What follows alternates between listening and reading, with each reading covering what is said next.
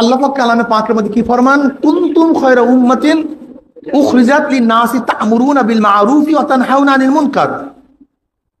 তোমরা সর্বশ্রেষ্ঠ উম্মত। কারা? আমরা বলতে কারা?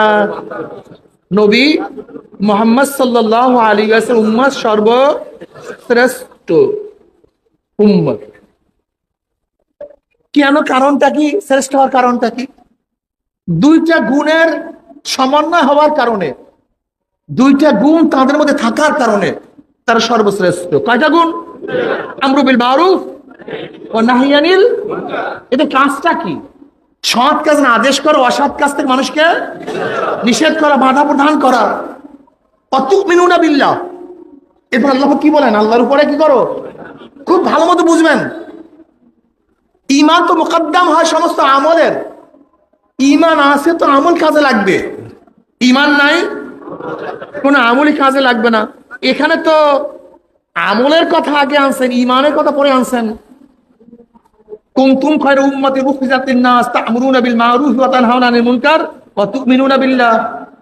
এখানে ঈমানকে পরে নিয়ে আসছেন, আমলকে আগে নিয়ে আসছেন। এর কারণটা কি? এর কারণ সম্পর্কে আপনারা অনেকেই জানেন যে ঈমানের ব্যাপারে আগেকার পরের সমস্ত উম্মাতরা সমান।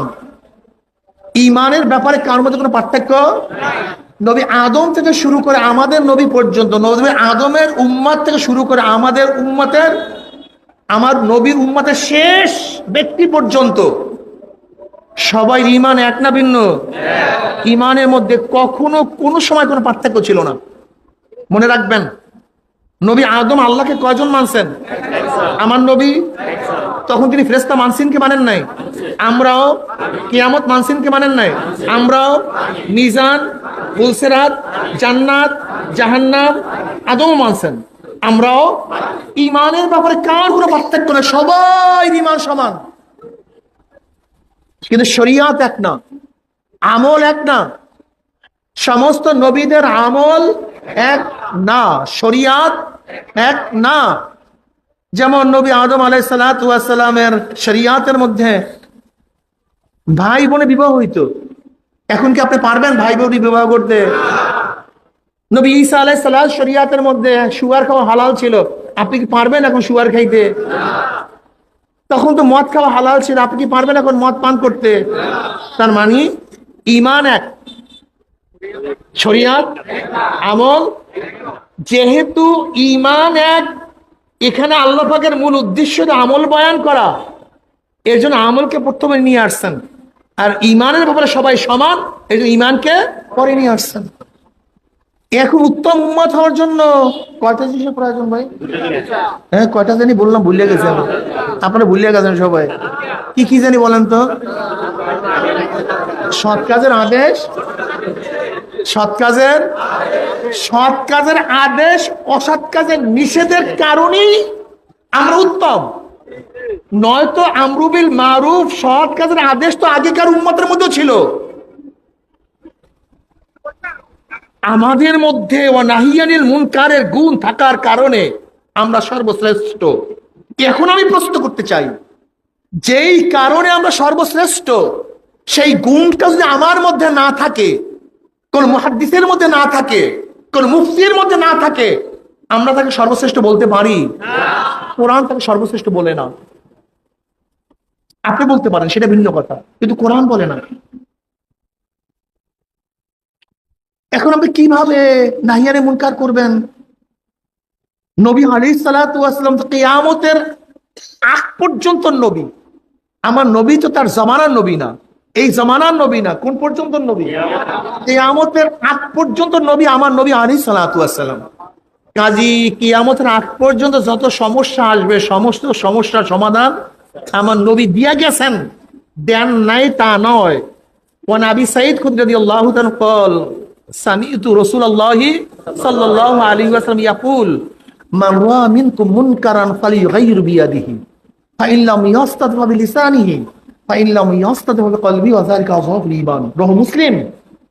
নবী আলাইহিস সালাতু ওয়াস সালাম ফরমান, যদি তোমরা গর্হিত কাজ দেখো, খারাপ কাজ দেখো, শক্তি থাকলে হাত দিয়ে পরিবর্তন করে দাও, শক্তি দিয়ে পরিবর্তন করে দাও। তার মানে ছেলে যদি খারাপ কাজ করে, তুমি বাবা তাকে নসিহাত করলে হবে না, শক্তি প্রয়োগ করে পরিবর্তন করে দাও। ভাগ এখান থেকে, যা এখান থেকে, সার এই কাজ। কথাটা বুঝাতে পারি ছেলেকে এই কথা না, ভাই করিও না, না এটা ঠিক না। শক্তি দিয়ে পরিবর্তন করে দাও। ছাড় ছেলে, তোকে ছাড়তে হবে। স্ত্রী খারাপ কাজ করলে প্রেসার ক্রিয়েট করো, শক্তি প্রয়োগ করো। ছাত্র খারাপ কাজ করলে শক্তি প্রয়োগ করো, প্রেসার ক্রিয়েট করো। গোলাম খারাপ কাজ করলে মালিক হিসেবে শক্তি প্রয়োগ করো। চেয়ারম্যান, তুমি নসিহাত করলে হবে না, তোমার ইউনিয়নের মধ্যে শক্তি প্রয়োগ করো। এমপি সাহেব, তুমি শুধু নসিহাত করলে হবে না, তোমার পুরো সিটের মধ্যে প্রেসার ক্রিয়েট করে অন্যায়ের মোকাবেলা করতে হবে। প্রাইম মিনিস্টার, নসিহাত করলে হবে না, বরং কি করতে হবে? প্রেসার ক্রিয়েট করে, শক্তি প্রয়োগ করে তারপর অন্যায়ের কি করতে হবে? মোকাবেলা করতে হবে। যাদের শক্তি আছে শক্তি প্রয়োগ করো। যদি শক্তি না থাকে তাহলে মুখ দিয়ে এমন ভাবে বলো যেন পরিবর্তন হয়ে হয় না।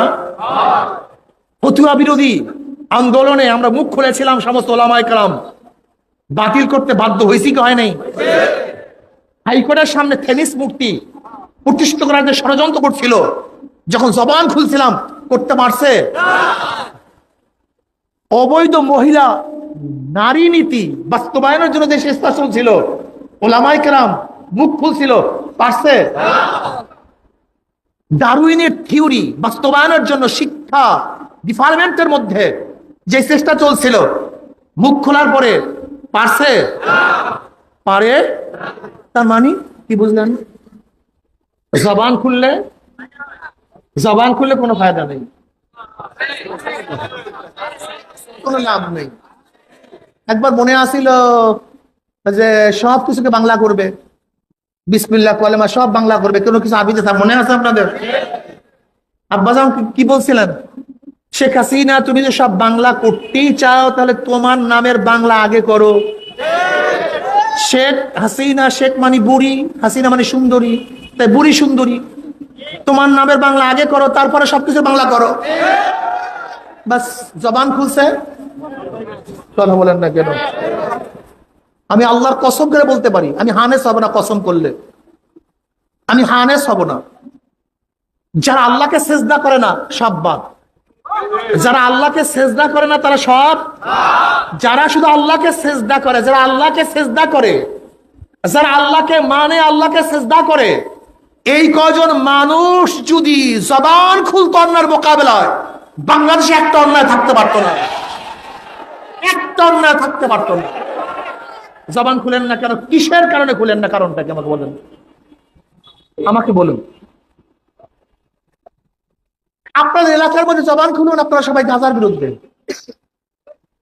আপনার এলাকার সবাই খুলুন জবান ইয়াবার বিরুদ্ধে। আপনারা সবাই জবান খুলুন তাসের বিরুদ্ধে, জুয়ার বিরুদ্ধে। না, তাস থাকবে না এলাকার মধ্যে, জুয়া থাকবে না এলাকার মধ্যে, বিশ্বাস করুন, থাকবে না। জবান খুললে এখনো হাজারো অন্যায়ের মোকাবেলা করা সম্ভব কি সম্ভব না? কিন্তু জবান খুলেন না কেন? সবাই মুহাদ্দিস হয়ে গেছে, মুফতি হয়ে গেছে। আমি জানি না আপনি কি ইসলাম বুঝছেন, আমি জানি না আপনি কি ইসলাম বুঝছেন, আমার জানা নাই।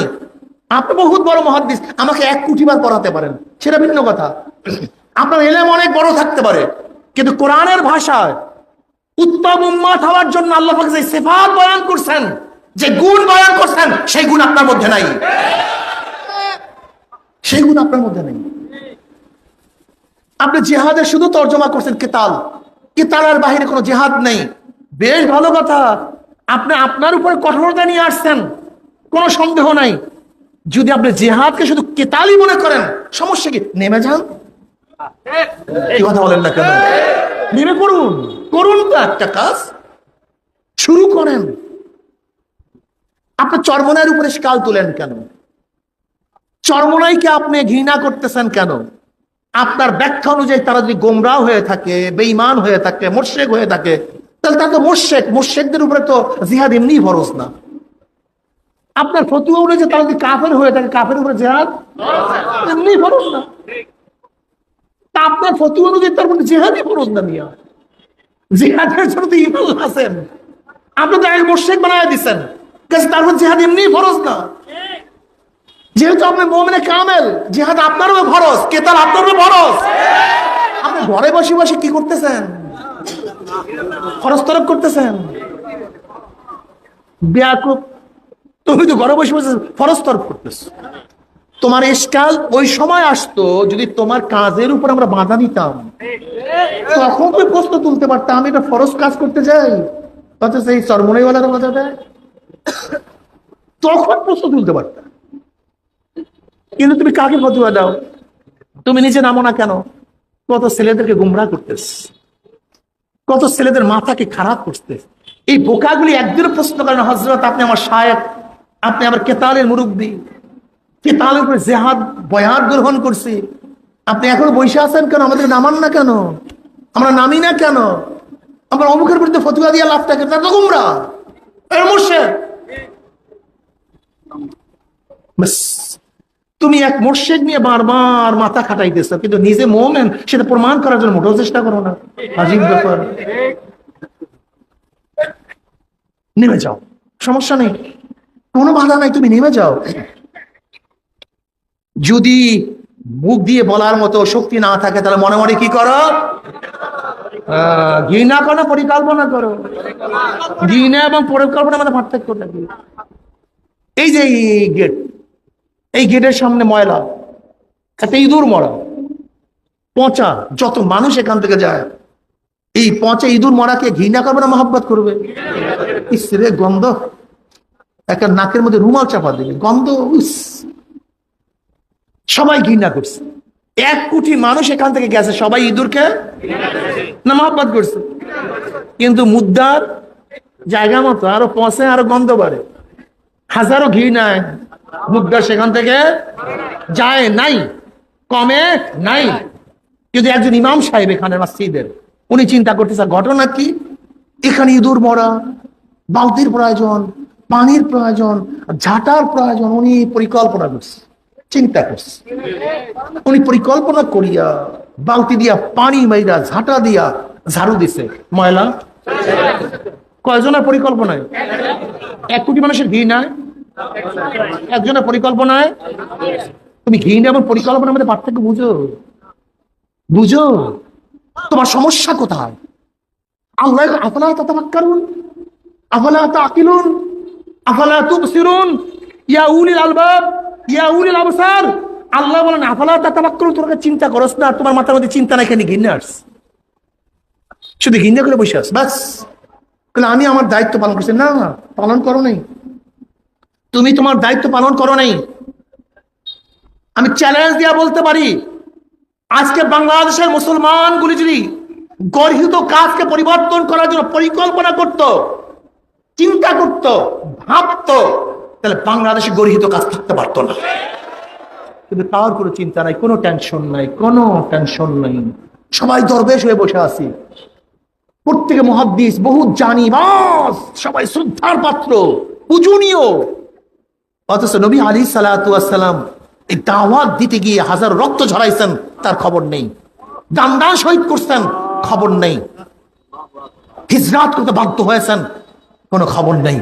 অন্যের মোকাবেলা কেউ করি না কেন? তাহলে আমার মাদ্রাসা বন্ধ হয়ে যাবে, আমার ইমামতি শেষ হয়ে যাবে, আমার পদমর্যাদা চলে যাবে। দেখেন না প্রত্যেক জায়গায় এক একজন বসায় রাখছে। এখন বাইতুল মুকাররম থেকে এক সময় তো কত প্রতিবাদের আওয়াজ আসতো, এখন কোন আওয়াজ শুনেন? কারণটা কি কোনটা? আল্লাহর ভয়, ঠিক না ভাই? আল্লাহর ভয়ে কোনো প্রতিবাদ করে না, ঠিক না ভাই? আলহামদুলিল্লাহ। না কিসের? এই যত ফতুয়া দেই না আমরা, সব কিন্তু প্যাটার পিট, সব প্যাট পিট। এই যত ফতুয়া দেয়, যত মৌলবীরা, যত মুহাদ্দিস মুফতিরা বড় বড় খালি ফতুয়া দেয়, সব প্যাট পিট আর কিচ্ছু না। সব প্যাট পিট, সব প্যাট পিট। খাবো কি? জেলে যাব, মাইর খাবো, এই প্যাট পিট। আর ফতুয়া দিয়ে বেড়াই।